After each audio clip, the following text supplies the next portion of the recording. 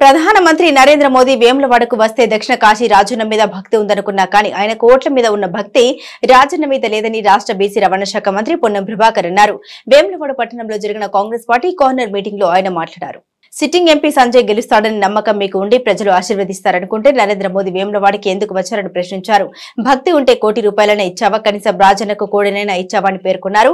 ఉత్తర కాశీ ప్రతినిధిగా ఉండి 5,000 కోట్ల రూపాయలతో అభివృద్ధి చేస్తే మా దక్షిణ కాశీకి 500 కోట్లు అయినా ఎందుకు ఇవ్వలేదని ప్రశ్నించారు. కరీంనగర్ పార్లమెంట్ బీజేపీ ఎంపీ అసమర్థుడు అయినందువల్లే ఇక్కడికి నిధులు రాలేదని అన్నారు. రాష్ట్రంలోని అత్యధిక స్థాయిలో భక్తులు దర్శించుకునే వేములవాడ రాజుని ఆలయానికి 1 రూపాయి కూడా ఇయ్యకపోతే అని విమర్శించారు. 5 ఏళ్లు బీజేపీ ఎంపీగా ఉండి వేములవాడ పట్టణానికి ఏమిచ్చావు నీ బోడి గుండు, మా గాడిద గుడ్డు అన్నట్లుగా ఉందని విమర్శించారు. బండి సంజయ్ కి సవాల్ విసురుతున్నారని, సంజయ్ ఆస్తుల మీద సిబిఐ విచారణ జరిపించాలని డిమాండ్ చేస్తున్నానన్నారు. మంగళ సూత్రాలు అమ్ముకున్న సంజయ్ కి ఇన్ని వేల కోట్లు ఎక్కడి నుండి వచ్చాయో ప్రజలకు చెప్పాలన్నారు. ఆర్థికంగా తాను ముందు నుండే ఉన్నానని, నాకు కరీంనగర్ లో ఉన్న కాంప్లెక్స్ కూడా దేవుని దయ వల్ల ఉందని ఏ విచారణకైనా సిద్ధమన్నారు. ఈ కార్యక్రమంలో ప్రభుత్వ ఆది శ్రీనివాస్, ఎంపీ అభ్యర్థి రాజేంద్రరావు తదితరులు పాల్గొన్నారు.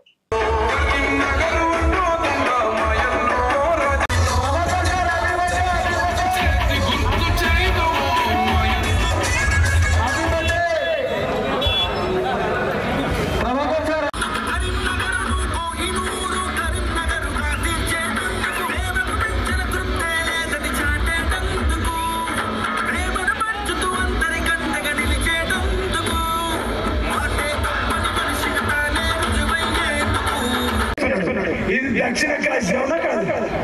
నేను అనుకున్నా ఉత్తర కాశీ నుంచి బయలుదేరినా దక్షిణ కాశీ పరమేశ్వరం దర్శనం చేసుకున్నంటే కనీసం దేవుడి ఆలయ ప్రఖ్యాతులు పెరుగుతూ అనుకున్నా. ఆ మాట కూడా మాట్లాడని ప్రధానమంత్రికి తగిన రీతిలో సమాధానం చెప్పాలని వేములవాడ పట్టణ ప్రజలకు మహిళలకు విజ్ఞప్తి చేస్తూ మీ ఆశీస్సుతో ప్రభుత్వం వచ్చినాక మహిళలందరికీ ఆర్టీసీ బస్సులు వేములవాడ రావడం జరిగింది. ప్రధానమంత్రి గారు వారణాసి నుంచి ఉత్తరప్రదేశ్ లో వారణాసి నుండి లోక్సభ మెంబర్ గా ఉన్నారు. అంటే ఉత్తర కాశీలో మీ అందరికీ తెలుసా, అక్కడి ఆలయ అభివృద్ధికి 5,000 కోట్లు 5,000 కోట్లు శాంక్షన్ చేసి అభివృద్ధి చేస్తుండ్రు.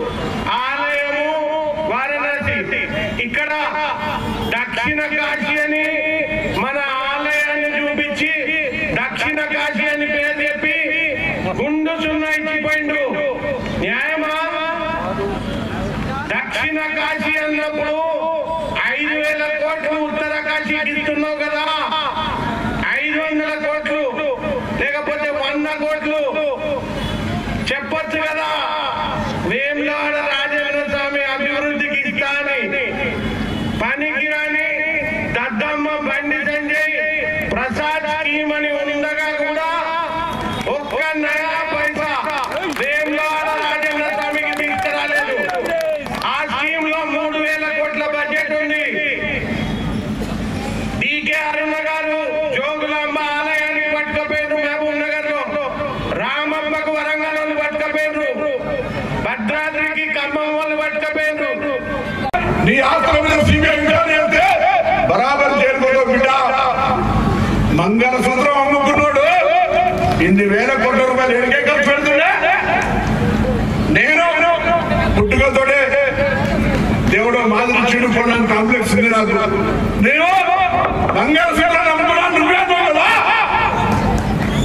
ఇలా 100 ఇన్ని కోట్ల రూపాయలు ఎడికే ఖర్చు పెడుతున్నావు అంటే కాంగ్రెస్ నాయకులు నిన్న సవాల్ చేశాడు. విచారణ రాయిపుట్టే నీ మొత్తం చూపెడతాం ఎక్కడెక్కడ ఏమున్నాయో. సడన్ గా అధ్యక్ష పదవి అవినీతి ఆరోపణల మీద ఎక్కడికి కూడా దగ్గర పైసలు దోపిడీ చేసినని నిన్ను తీసేసారని చెప్పుకుంటే మాకే మానవ అనిపిస్తుంది.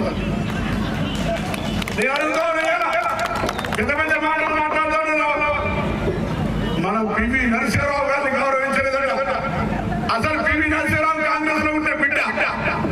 పివి నరసింహరావు గల్లీ వర్గాల నుంచి భారతదేశానికి ప్రధానమంత్రి కావడానికి ఉపయోగపడినటువంటి తథ్యాలు కాంగ్రెస్ తథ్యాలు.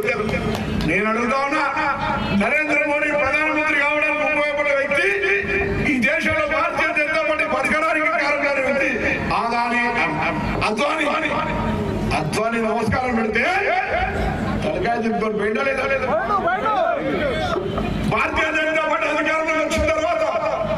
సుష్మా స్వరాజ్ ఎట్లా తెలిసిపోయింది? పెద్ద పెద్ద బీజేపీ నాయకులు ఎట్లా కాపాడారు? బీజేపీ నాయకులు ఎదురుగా ఎవడైనా నీకు కనీసం నమస్తే పెట్టే పరిస్థితి ఉందా అని అడుగుతా ఉన్నా. ఇలా అటువంటి సీఎం రమేష్ లేకపోతే అక్కడ బాగుంటా శ్రీనివాస్ రెడ్డి, మహారాష్ట్రలో అశోక్ చౌహాన్, అదే మహారాష్ట్రలో అజిత్ పవార్ భార్య, వీళ్ళంతా కాంగ్రెస్ పార్టీలో ఆ బీజేపీలో ఉరీతులు అయిపోయినట్టు వాళ్ళంతా అవినీతి ఆరోపణలు ఎదుర్కొన్నారు. ఆనాడు వాళ్ళు చేసి తప్పు చేసి సక్సెస్ అన్నట్టుగా. సరే ఇవన్నీ ఎప్పుడు ఒకటే మాట అడుగుతా ఉన్నామా? సీఎం చెప్పింది కదా నా బర్త్డే, మీ అందరి దగ్గర వచ్చి మీ ఆశీర్వచనం కోరిన మీ ఆశీర్వచనంతో పాటు ఇలా వేములవాడలో సీఎంను మొన్ననే పేపర్ నెంబర్ 1 మనం 10వ తరగతి రాసిన ఇంటర్మీడియట్ పరీక్ష రాసిన పేపర్ 1 పేపర్ 2 ఉంటుంది. ఉంటుందా? పేపర్ 1 పేపర్ 2 కూడా ఉండదు. తీసేసి